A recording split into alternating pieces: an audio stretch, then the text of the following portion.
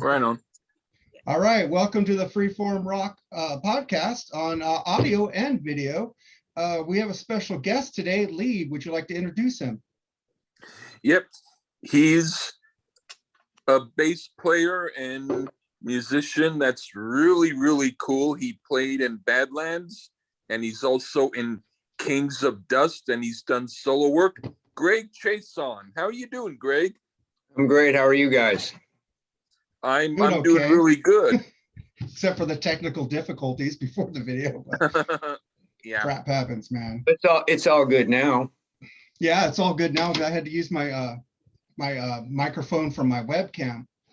I have a better microphone, but this will have to do till I could figure out why this isn't picking it up on the computer anymore. It's all rushing to me. Yeah. Yeah. So, Craig, I got this album from you, and you guys signed it for me. Thank you for that.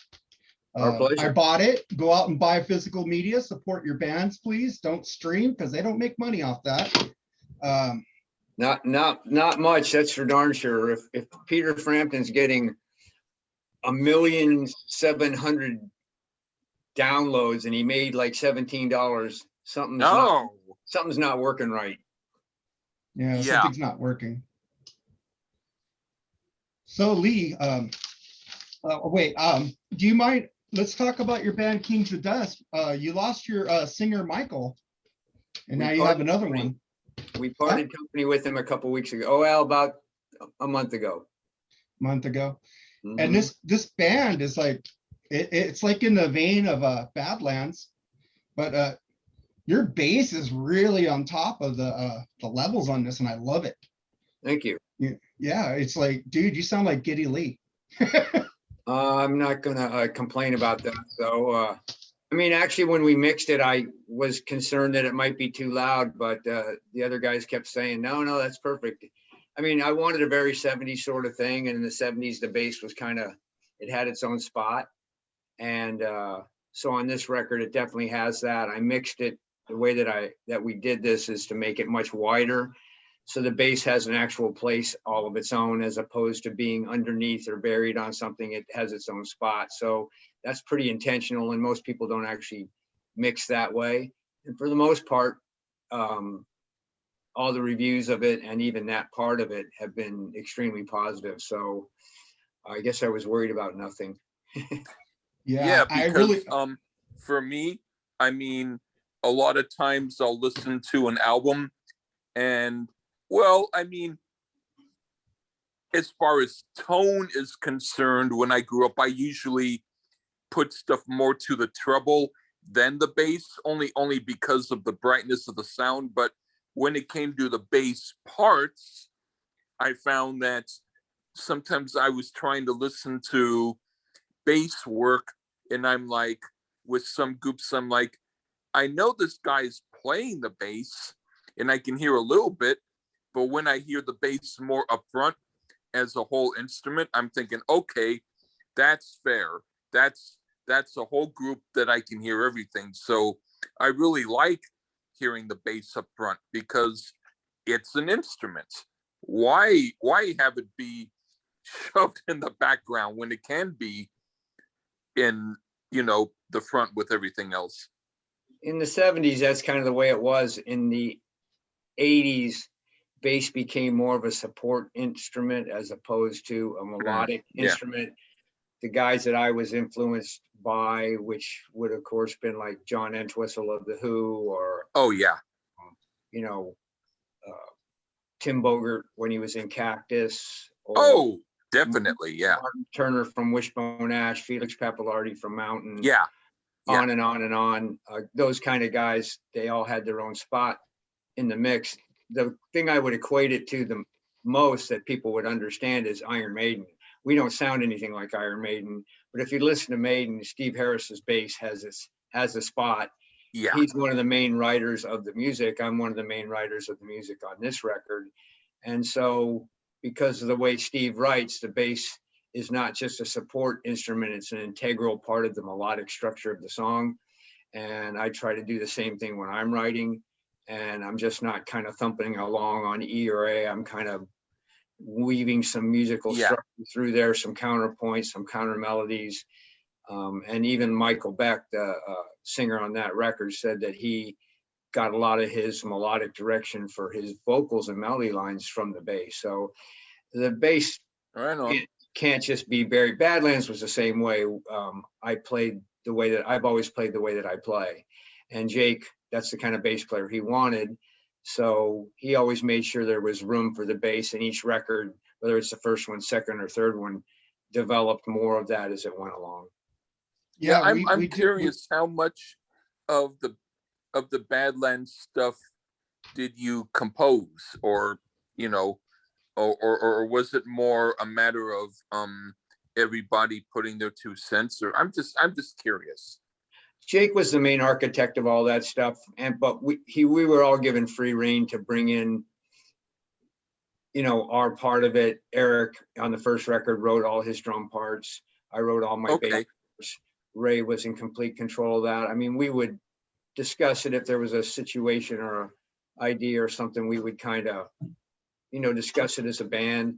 The same thing happened on the second record, although on the second record I did bring in some material, and on the third record I brought in some material. But Jake was always the main architect of how Badlands sounded. It was his vision. It was how he heard it in his head. And for me, I was just fortunate that the kind of music that Jake liked, the kind of stuff he heard in his head, was exactly the way that I have always approached music myself, which is why there's some similarities between Badlands and Kings of Dust, is because Jake writes a certain way, has a lot of moving parts. It's not just your typical verse, chorus, solo on the verse and then out.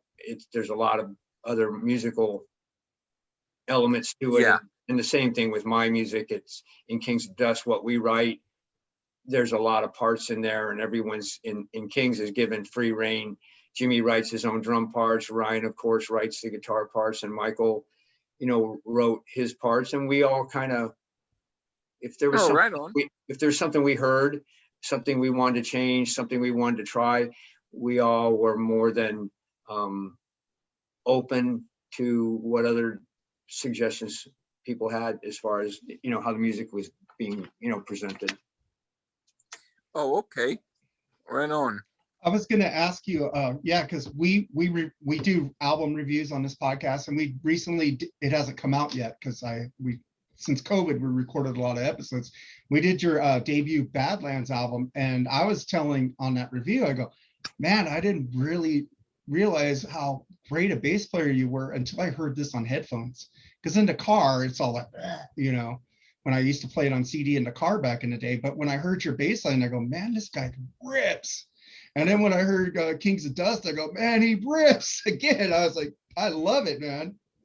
I appreciate that. I mean, the first Badlands record, we didn't have complete control of the mix of that. Our manager at the time had his hand in that. So in the end, while the record's a great record and it sounds great, Jake and myself weren't totally thrilled with the mix of it. So when we did the second record, Jake had complete control. And I remember we were going to the studio to start recording that second record. And I would usually pick Jake up on the way to the studio. And he said, hey, by the way, I want the bass to be louder on this new record.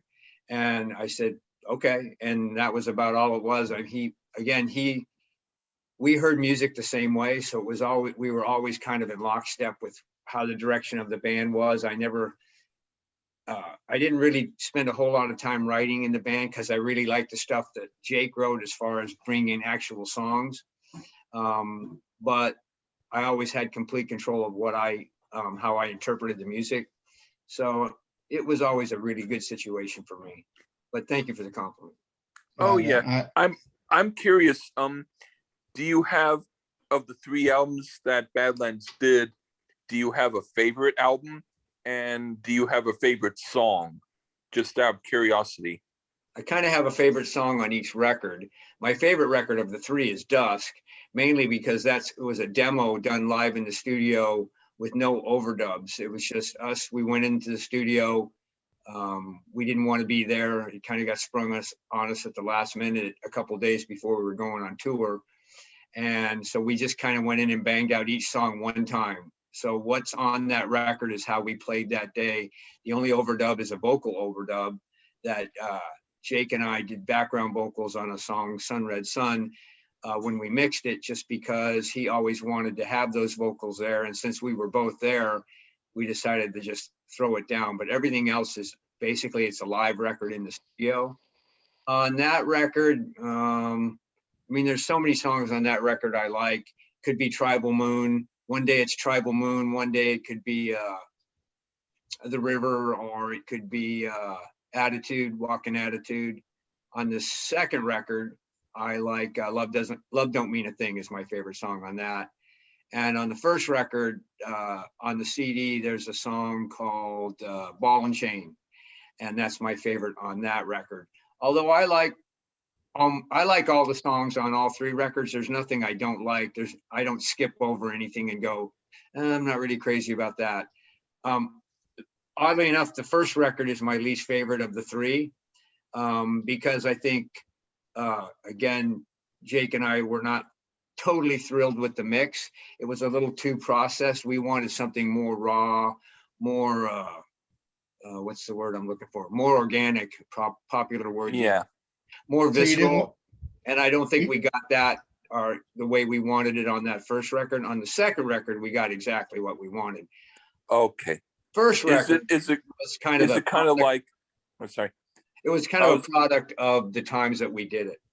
Yeah, I was going to ask, so is there, like, for instance, a difference, like, if you're in the studio doing the first album before it gets mixed, is that like how it really sounds, and then it's up to the mixer to make it however they want, so that the final product becomes the thing that's maybe not so great? But in the studio, when you make it, is there sometimes a big difference between what you're recording in the studio and how the final mix becomes? Well, you're always going to get your rough mixes before you finally go to final mix, and our rough mixes we all really liked. But what happened was, when we went in, we weren't there when the final mix was done all the time, and there was some kind of stuff added behind our backs, if so to speak. There was some triggered snare drum on there that we weren't, even Eric wasn't that crazy about it. And so there were a few things that our former manager, producer, whatever, kind of, all right, way without really he didn't really confer with Jake as much as he should have. I think he had his own vision, which was different, slightly different than our vision, certainly slightly different than Jake's. So when we did the second record, Jake had complete control of it. He was the producer of it. On the first record, our manager got the production credit, or got part of a production credit, I think. And on the second record, Jake got the production credit, which the second record sounds pretty much exactly the way we would have wanted it. I'm sure if you were asking Jake, he likes stuff about all three of them. They all are completely different. We never tried to make the same record in a row. Oh, all right. The second record was a little bit more funky, had a more like funk style to it. Absolutely. Well, Love Don't Mean a Thing has a certain kind of hardcore funk, not hardcore funk, but has a kind of like Trapeze, the band Trapeze, with a certain Zeppelin kind of dabbled in a little bit of funk sort of thing. And then there's another song on there called 3 Day Funk. Oh yeah, 3 Day Funk, which has a certain kind of flavor to it. But we also got pretty heavy, Heaven's Train, or Soul Stealer, Shine On are all pretty heavy. And then you have stuff like The Last Time, which, kind of has a very kind of 70s sort of feel to it. So we were not restricted by what was popular. Jake wrote what he wanted. We all liked it. We all played the way we wanted. We weren't concerned with what was the flavor of that year or the month or the day. We did exactly what we wanted. And in the end, like I said, there's a lot of bands, guys I know that they say, oh, I can't listen to that record anymore. I hate that song, or they made us do that single. I don't have any of that problem with the record. And I don't think Eric or Jake or Jeff, and if Ray was alive, would probably be the same way. We all are pretty happy with how it turned out. And I think as songwriters, we like the progression of where the music started on the first record to where it ended up on the third record. And had we stayed together, I'm sure we would have written something even more interesting for the fourth record. I know you guys, I was into you guys before I was into Ozzy. So I'm just letting you know that, man. I saw that video for Dreams in the Dark on MTV, and I was like amazed by the power of Ray's voice. And then when I got the album, it was even more powerful. I was like, damn, then I got into Jake, and I go, oh wait, people were telling me he was an Ozzy, so I started listening to his Ozzy stuff, and that was really good too. But really good band. But let's talk about your new band, Kings of Dust. But before we get into that, I have a question from a listener. He wanted to know, Dusk, why didn't Atlantic initially release it? We had already left Atlantic by then. We had a 2-album deal with them, and they wanted to re-sign us, but we didn't want to be. We weren't happy with how Atlantic handled the situation with us and our touring and all that. There was a lot of. It wasn't a clean split. There was a lot of acrimony there. We just wanted to move on to a different place. So the Dusk thing was basically demos we did for Sony. I believe it was Sony, and there was a number of labels that were interested in signing us. So we just did it as demos. And then by the time the band broke up, they were just kind of sitting around. No one really knew where they were. And we managed to find out where those demos were. We bought them. Jake and I remixed them with a guy named Matt Thor, who has a studio in Burbank. He was the bass player in Rough Cut, a good friend of both of ours, me and Jake. Oh, wow. So we mixed it as his studio. I would mix all day. Jake would come in at night, change whatever he didn't like that I mixed. Then I would come in the next day. I didn't change anything of his. And we just I kind of got it set up for him, and then he would tweak whatever it is that I had. It was pretty easy to mix because it's live. There's no overdub guitars, no rhythm guitars during the solos, no harmonies, it's just basically what we would have sounded like playing those songs live. So it took us, I think, maybe 3 days to mix it. And I really like the way it sounds. It's just a very kind of visceral, sort of in your face, 4 guys in their raw state.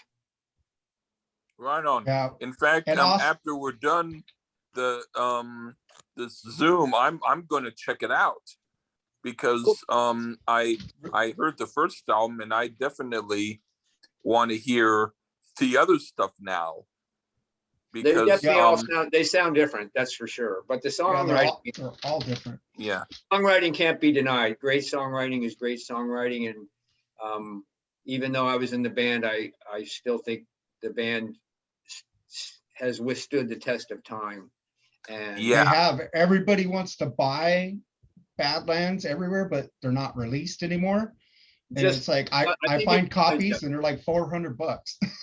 Yeah, I know. I wish I had about 100 of them sitting around here because I'd put them on eBay and make a bunch of money. Oh, you would, man. And then also Brian Davis, the guy asked the other question. He wanted to know, do you have any material left for Badlands, or that was it? No, we had about, I want to say, close to 30 songs written for the first record. And a lot of it is stuff that we were just writing as we were kind of finding our way in what direction we wanted to be. We demoed probably all of it. And there's some stuff floating around on the internet of Badlands demos or Badlands unreleased tracks. But normally people don't have the right name for the song, so they'll call it something. But I'm not even sure how it saw the light of day. Now, there are probably a half a dozen songs that no one has. I do. But, and I'm not even sure if Jake has them, but there's some material from the first record and from the second record that still it's unheard. And there's a couple songs written for the Dusk period that we ended up not putting on the record because they just weren't complete enough. Yes, wow. but there is some unreleased material. And I don't know what'll ever happen with it. Jake it's kind of up to him. Whatever he wants to do with it, I'm on board with whatever his decision would be, if anything. It might be never. Yeah, and you were also in his band Red Dragon Cartel for a little bit too. I was. He called me in 2014, was unhappy with the bass player he had, and wanted to know if I would do a show with him here in Arizona. Jake and I had not actually seen each other in, geez, I don't know, 15, 16 years.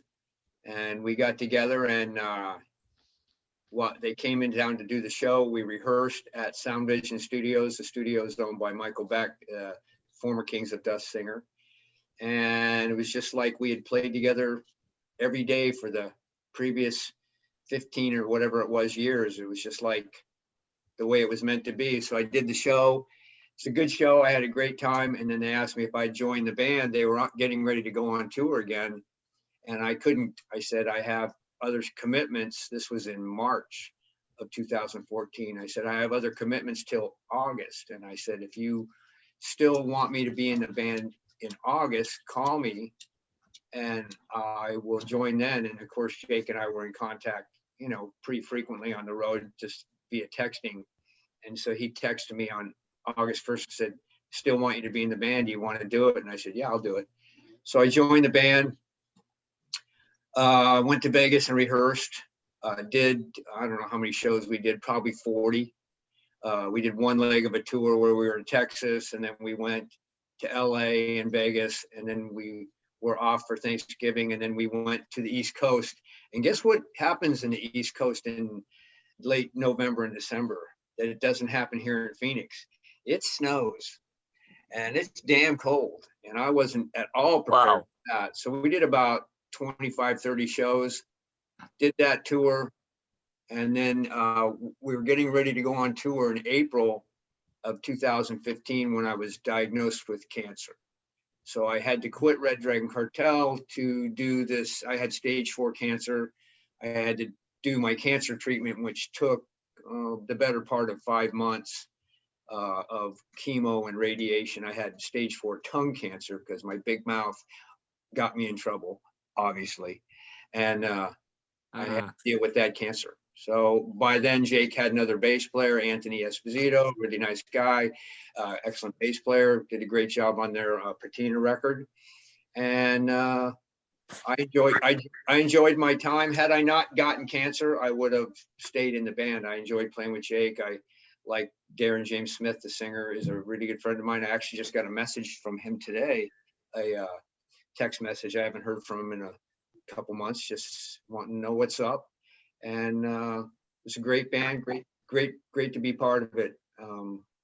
But cancer isn't for sissies, so I had to take care of that. Oh man, I'm glad you recovered from it. Are you is it gone or? Yeah, I've been my last cancer treatment was October 5th of 2015, and I've been cancer free since. And wow. I had to go through all the checkups. Very cool. So it kind of, I mean, cancer sucks no matter where it is. It's pretty brutal when it's in your mouth.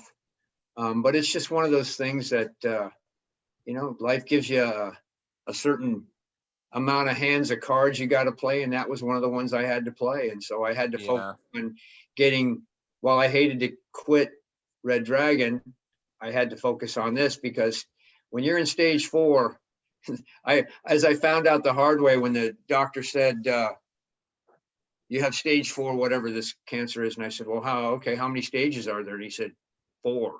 And I said, so this is bad? He goes, real bad. I said, okay, let's go. What are we going to do? Tell me what I got to do. And so I just went, they put out a program for me to do. I did the whole program to the letter. So I'm totally good now. Right on. So how did you come to start Kings of Dust? Well, I always had that band going even while I was in Red Dragon. It was me and Michael Beck. And it was originally started about 9 years ago with me, Michael Beck, another guitar player, Mike Petruno, and another drummer, Donnie Fargo. And after a year and a half or 2 years, whatever, Donnie and Mike had to leave. And about a year later, Michael Beck called me and said, hey, look, I really like these songs. Let's put together another band. So over the course of X amount of years, we went through different drummers and some different guitar players. Then we found Ryan McKay and Jimmy Taft, who Jimmy is a great drummer. I played with him in some bands before here in Phoenix, and Ryan, I had seen him play and really liked the way he played, and he kind of is into the same style of music. So we started it. I was doing Red Dragon Cartel at the same time, but I would have still done Kings of Dust, which at that time, when we first started it, it wasn't called Kings of Dust. We had kind of two goofy names till I came up with the name Kings of Dust. And then all of a sudden the cancer hit. So while the band has been around for about 9 years, there's about 5 years of that where we were kind of dormant, because when I got done with my cancer treatment, I wasn't really in the right frame of mind to start doing another original band. So it sat for a good 3.5 years before I finally called up the guys and said, look, let's finish the thing. Let's do it.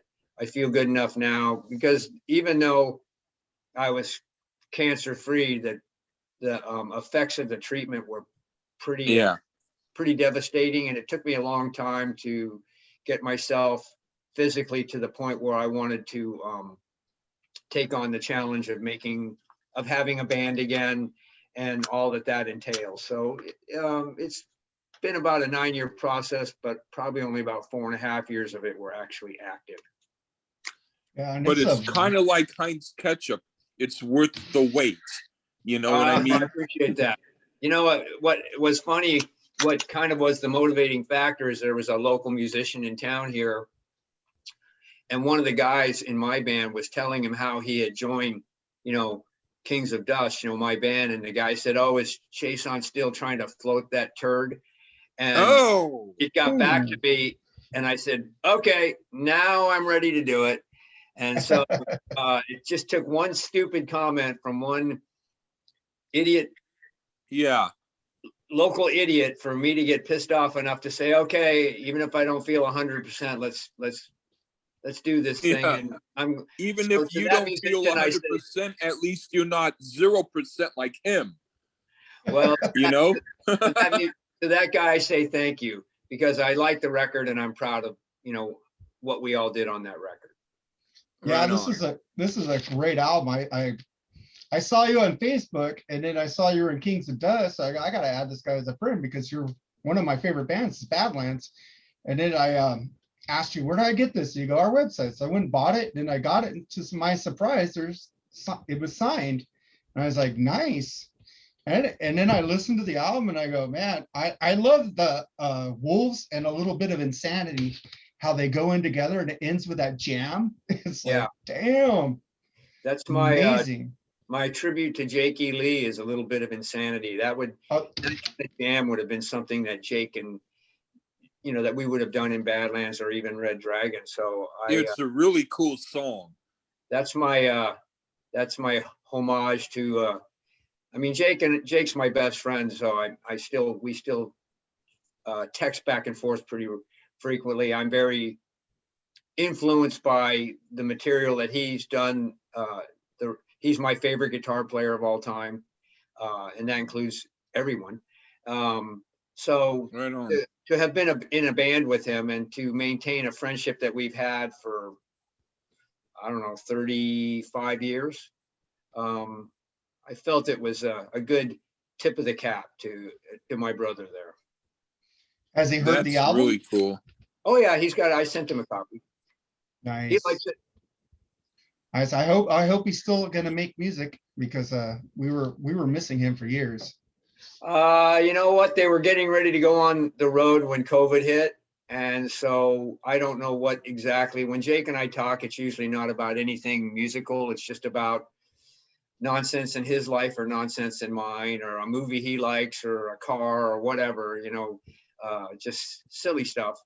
And I don't know if he's writing or if they have any touring plans for the future, but I'm sure once everything is cleared up enough for him to go on the road, I'm sure he will be either going on the road or making a record or doing something. I mean, he's too great of a talent to not, be active in it. Yeah. And someday, No. hopefully someday him and I will be able to get a couple of rocking chairs at the old folks home. And Oh, yeah. It's like when he came out I'm with that curious. album. I'm going. I was I'm going to just saying, say, when he came out with that album, man, Facebook was a buzz. Jake's back, Jake's back. I was like, dang, people miss Jake, and that was really cool. Go ahead, Lee. I'm just curious if you still have any contact with Eric Singer, by any chance. None whatsoever. Oh. But that's by Eric's choice, not mine. Eric, okay. Eric got mad at me because there's a company that reissued the first 2 records in England, and he called me and said, hey, would you do an interview with us? And I said, okay. They said, yeah, Jake's doing an interview, and Eric and all these guys are doing interviews for this 16-page booklet that they put out. Mm-hmm. Well, lo and behold, the only idiot that did the interview was me. So no one else was doing it. So they credit a bunch of stuff to me that I didn't say. Wow. And they got it out of old interviews, or they got it or made it up to make it controversial.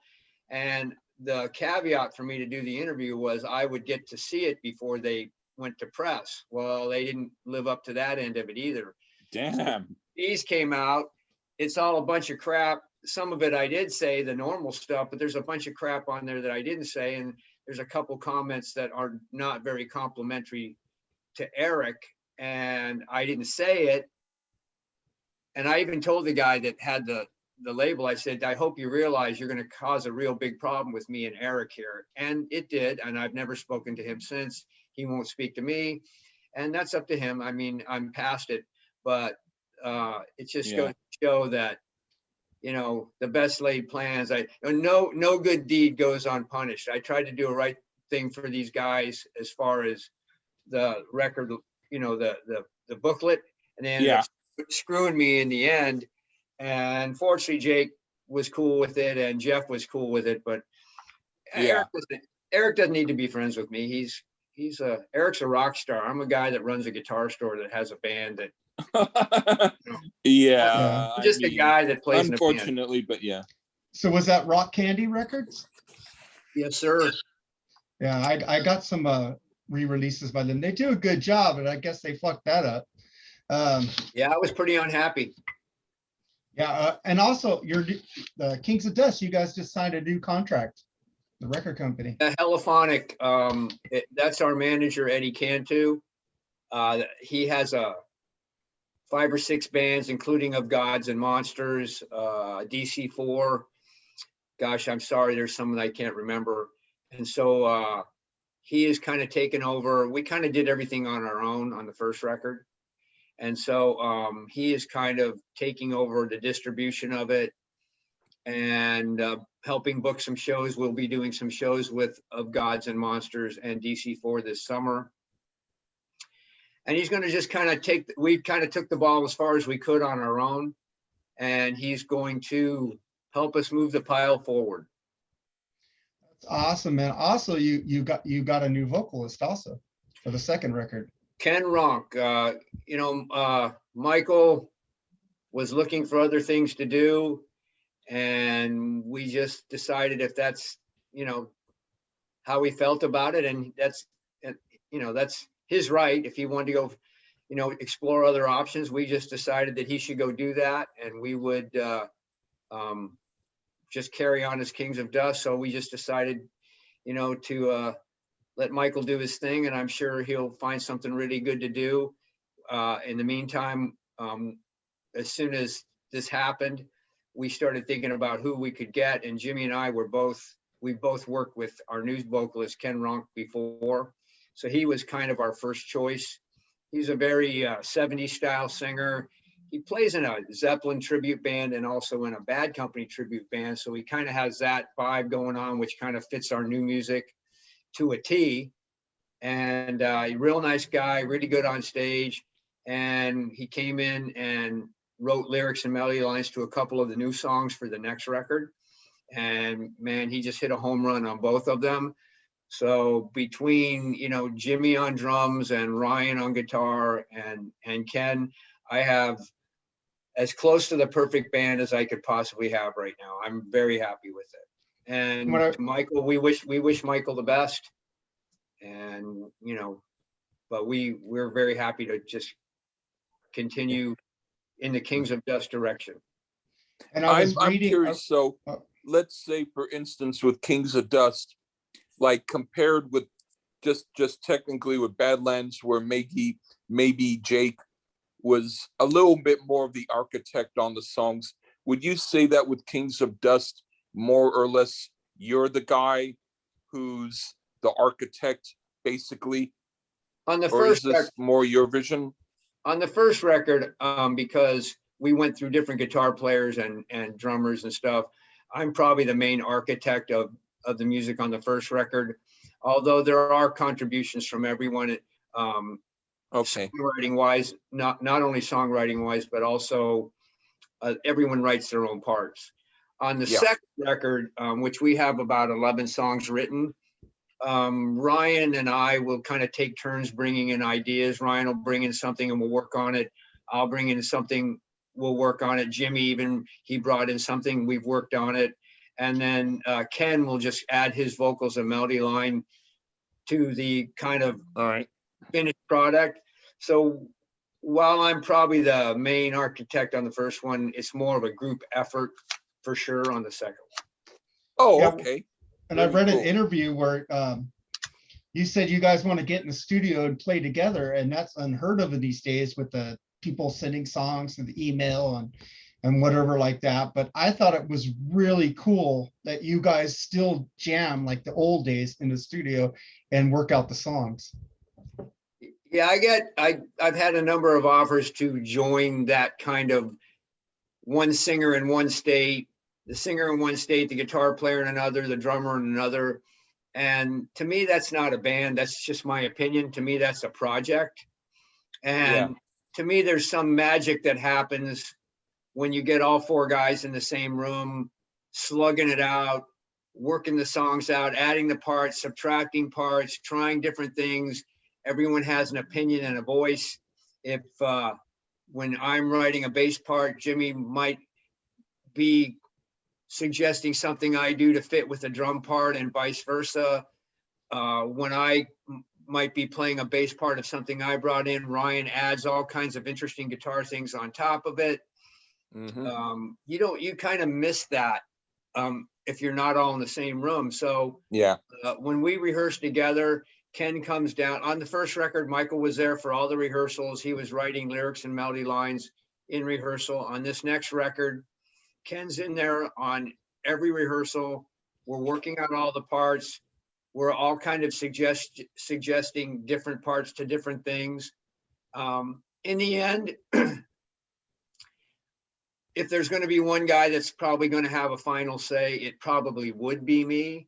But I would say that because we all kind of agree and we all are so in tune with what we're trying to do and what everyone's throwing in, it's not like it'll ever be like, hey man, we got to do it this way because I produced the first record, and it's not that sort of thing. It's kind of like if there's one guy that's kind of overseeing the whole mix of what we're doing as a song, it would probably be me. But everyone has an equal say on how it's done, and everyone contributes whatever they feel is the right part. And then we just kind of hone it into what it ends up being. Because our songs aren't your typical 3-minute song, we have most of our songs are over 4, some of them as long as 5. And on the first record, some as long as 6. Yeah. I would say jokingly, it might be, you might say, this is what I think it should be. Is that okay with you? Well, you know what, that all joking aside, that's kind of how it is. I might say to Ryan, hey man, I think this should go this way. What do you think? And we're so in tune with what the other guy is thinking. 99 times out of 100, Ryan will say, yeah, I agree with that. And but now and then it might be, yeah, I agree with that, but how about a little of this too? And then I would go, or the rest of us would go, oh yeah, cool. Trust me, by no means am I wanting to be the main guy in this. I kind of had that mantle on the first record. It's a lot of work. I'm totally enjoying Ryan's contributions as a songwriter and Jimmy's and Ken's. It means less work for me. And because we do kind of agree 99.9% of the time, it makes it very easy. And plus, it's just so much easier to write with people. In Badlands, you know, Jake would bring in a couple of ideas, and it might be a verse and a chorus or just a verse and a riff. And then we would all really add our parts to it. I mean, if you listen to that first record, nobody could write a drum part like Eric could in Devil Stomp. I mean, that comes out of Eric's head. No one could guys, when they auditioned, they couldn't even play it because it's such a Eric's head drum part. And that's the same thing with any other part of the song on those records. Everyone said, I'm doing this, I'm doing this. Now Jake had the last say on it, but 99, again, I keep using that phrase, 99.9, he was right down with what we did. And that's kind of with Kings of Dust. I'm usually pretty right on with whatever Jimmy writes, what Ryan writes. I mean, Ryan will write something that I wrote and I'll go, man, that just makes it so much better. And I could never have heard it that way. Thanks for making my job easier. And that's just so killer. Same with Ken. I'll hear him sing and go, oh man, that's exactly how I heard it in my head. And that's so hard to duplicate. Oh, definitely. Yeah. Because I was listening to the Kings of Dust before we did the podcast. In fact, the last song that I had been listening to I was listening to The Wolves and then The Insanity, just seconds before I came on the podcast, and I was hearing all, you know, a lot of the stuff, and it's like a lot of stuff that comes out nowadays, I'm either okay with it or not okay with it, but this really was one of the few that I thought, this is really the stuff, because I grew up with 70s stuff and with some 80s stuff, but it's just, there's a certain feel, and that if you've got the right feel and you know what you're doing, the music just works. And that's exactly how I felt about Kings of Dust. I thought this is the stuff. You know, the original guitar player in the band, Mike Petruno, him and I have been friends a long time, but we kind of come from the same influences. So a lot of those songs, like whether it's Wolves or Like an Ocean. I love Like an Ocean. That's the first song I heard of you guys. And I was like, this just kicks major, you know what? It's awesome. But anyway, well, there's like I think 4 or 5 songs on that record that were co-written with him and I, and it was kind of the same way Ryan and I write now, where he would bring in an idea and then I would add to it, or I would bring in an idea. And like I wrote the main part of Wolves, and then I brought it in, and then he adds his part to it. And so there's like I said, 4 or 5 songs on that record that are written that way. After he left, it was kind of like me on my own, where I was kind of bringing in almost the whole song, and then everyone was adding their parts to it. But I enjoy the way that Ryan and I write now, which is very similar to the way Mike Petruno and I wrote on those songs. Like I said, I think it's Let the Ugly Through, Wolves, Like an Ocean, and Yours Not Mine. I think and Keep the Spirit Alive. Those were just collaborations between him and I, and I enjoy the collaborative writing thing. So, right on. Yeah, it's a really great album. And again, show it right here. You guys need to go out and get to their website and buy this, Jim, because when's your second album? Do you know when that's going to be coming out? Well, we had planned to record in the summer, and then once we parted company with Beck, that necessitated us getting a new singer, which kind of put everything back. And then once Eddie became our manager, he had some shows. We're playing in El Paso, Texas. I think we're playing in Tucson the first weekend or second weekend of June. I wish I had the date. I don't.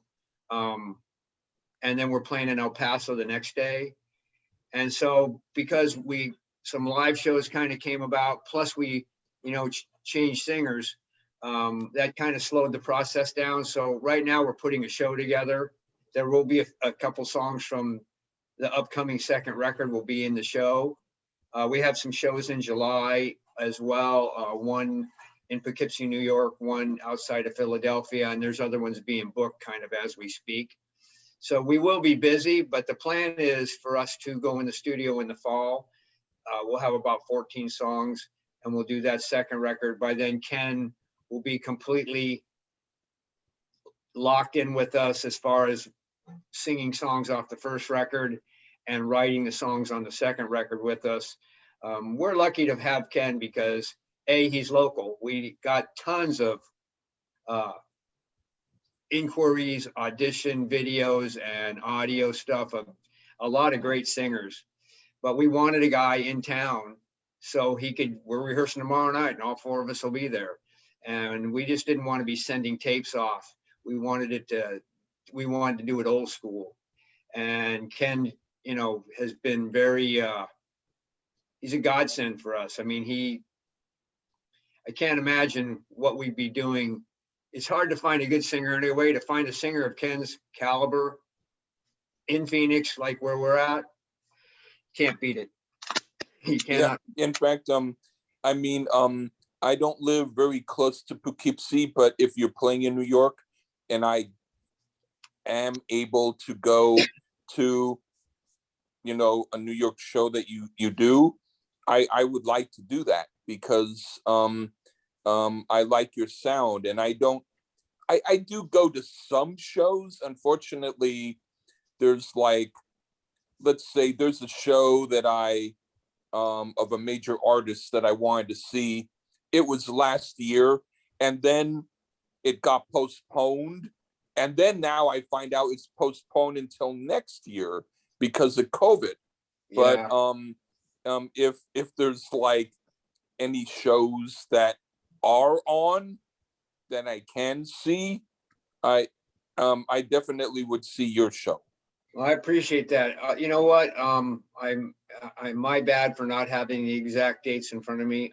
But I will. It's okay. It'll be on our website when we're doing that, and there'll be plenty of notice. And we've never actually done a show, so even with the original singer, with Michael, we had never done a show. So the fact that we're finally going to go out on the road with Ken is going to be great. And as long as the venues stay open, we plan on doing, I don't know, somewhere between 10 and 20 shows this summer. Okay. Out of state. And at some point, we'll probably do a show here in Phoenix. We don't have anything booked at the moment, but it's everything is kind of moving forward. And as I like to say, upward and onward. Right on. I'm glad that so many people like the record. And to all of your listeners, if Kings of Dust is playing near you, come by and see it, and make sure you come up and say hi.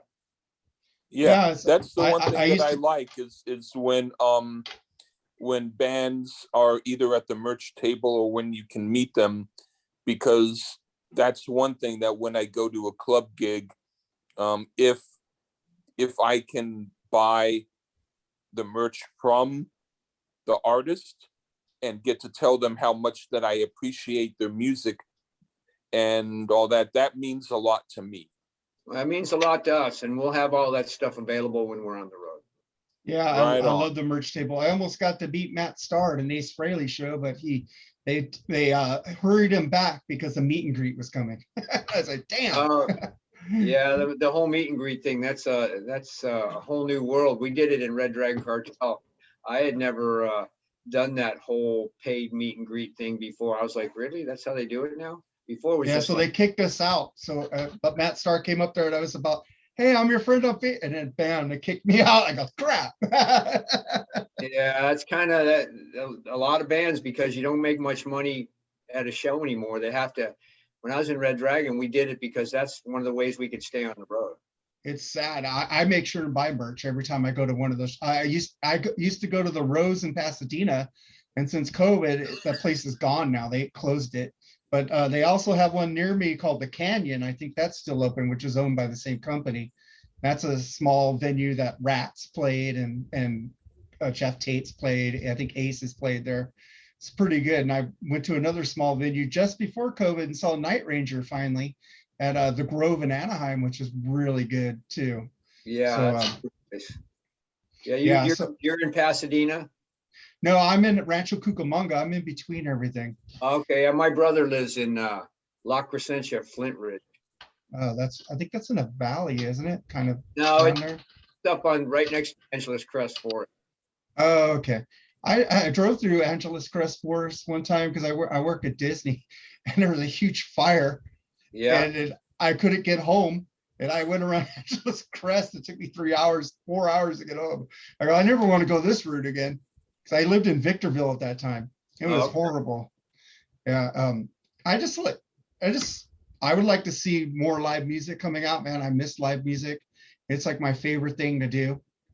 It's like, I like to support you guys. The freaking downloads and people stealing music always pissed me off. And I go, man, if you guys keep stealing these people's music, we're not going to have any good music. We're just going to have freaking auto-tune crap. You know, you definitely don't make any money at it. I mean, people that are making music these days are doing it. It's definitely a labor of love, because the way that, like people always say, is Kings of Dust on Spotify. Oh, hell no. Spotify's the worst. I mean, they pay less than iTunes. So, yeah. Wow. It's just makes it hard when you're basically just giving it away. And I mean, for us, we all have jobs. The guys in my band all have jobs. And, I have the guitar store that I run, Bizarre Guitar and Drum in Phoenix. Ryan, my guitar player, works in the store with me. So Jimmy has a business, Ken has a business. So we're all, we don't need the money, but it would be nice to not have to come out of your own pocket for everything that you do. Yeah. And to be able to make enough money off the first record to help finance the second record. Again, none of us are going to be buying islands in the South Pacific anytime soon. But when you're an artist and you have something to say, something to present, you want people to hear it. And in order to do that, you have to make at least enough money to put it out there. And that's kind of where we're at. Yeah, it's like this, an artist on Facebook, he sent me his album in an email, and I sent him $10 on PayPal. And he said, why'd you send me money? I said, because you gave me music, I'm paying for it. You're a good man, my friend. You're good, both of you guys. That's it's just one of those things that people always assume if you're making a record that you're rich. And even when I was in Badlands, people would say, oh, let me have your bracelet. Let me have your watch. You guys are rich. You could buy more. You couldn't be farther from we were a working band. Yeah, we sold some records, but we were a working band trying to just basically keep everything afloat so we could continue as a working band. Kings of Dust is different because we're not going on a 6-month tour. We can't. We have businesses to run. But we'll do as many fly dates and weekend drive-in dates, go to, hopefully we'll go play in LA. I know we'll play at Vamp in Vegas at some point. We're going to drive to El Paso when we go. And there's a couple dates, one in Houston and one in Dallas that are coming up also in June or July. I think it's June, that if we do those, we'll be driving, or we'll drive Jimmy's trailer with our gear in it. So it's pretty grassroots. We are no roadies. I'm my own roadie. And we're kind of a fly by the seat of the pants sort of organization, which I think probably a lot of bands are, unless you're a band that's, unless you're my buddy Robert Mason plays in Warrant. That's a band that has a pedigree or a resume. Yeah. It allows them to, make real money at it. And that's really cool. What I do in Kings of Dust isn't the same as that. And I love Robert Mason ever since I heard him in the Lynch Mob album. And I just got their new record on vinyl, the End Machine Phase 2. I bought the other one too. I buy everything that guy is in. Big Cock, Warrant. You know, I'm a huge fan of Robert Mason, man. Yeah, Robert and I have been really good friends for, I don't know, 30 years. Dang. He's a Right very on. underrated vocalist, man. He lives here in Phoenix, or outside of Phoenix in Carefree or Cave Creek, wherever it is. But I'll probably see him this weekend. There's a car show. Robert has a car. I'll bring my car and we'll go hang out at the car show. Hey, say Mark says hi to him, because I really love that guy, man. I will. I was just before we got on, I was gonna listening to the new album. I love the album Rockaholic by Warrant. So if you have a chance to tell him that Lee liked Rockaholic, you know, I'm sure he'll appreciate it. Cool. I'm sure he'll appreciate it. Yeah, so I just want to tell people to support you. Find your band on Facebook and look for you guys out on tour when you guys get out there, man, and support you guys, because you guys are a really good band and these people need to hear.